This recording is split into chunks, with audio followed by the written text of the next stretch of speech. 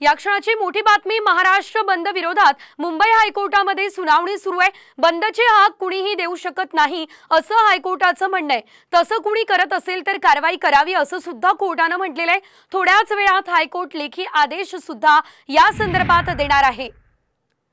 तर महाराष्ट्र बंद विरोधात आता हायकोर्टात ही सुनावणी सुरू झालेली आहे। अशा प्रकारे बंदची हाक कुणीही देऊ शकत नाही असं कोर्टाचं म्हणणं आहे।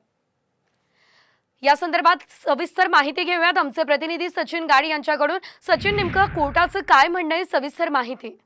नक्कीच मुंबई उच्च न्यायालयात बंद विरोधात दाखल करण्यात आलेल्या याचिकेची सुनावणी पूर्ण झालेली आहे आणि कोर्टाने स्पष्ट केलेलं आहे की कोणत्याही राजकीय पक्षाला अशा प्रकारे बंद करण्याची परवानगी नाही आणि जर तशा प्रकारचा बंद कोणी पुकारत असेल तर त्यांच्या विरोधात कारवाई करण्याचे स्पष्ट निर्देश हे राज्य सरकारला उच्च न्यायालयाने दिलेले आहेत। त्यासोबतच सर्व पावलं उचलण्याचे देखील राज्य सरकारला निर्देश देण्यात आलेले आहेत। संध्याकाळी 5 वाजेपर्यंत या संदर्भातला लेखी आदेश हा उच्च न्यायालय जारी करेल।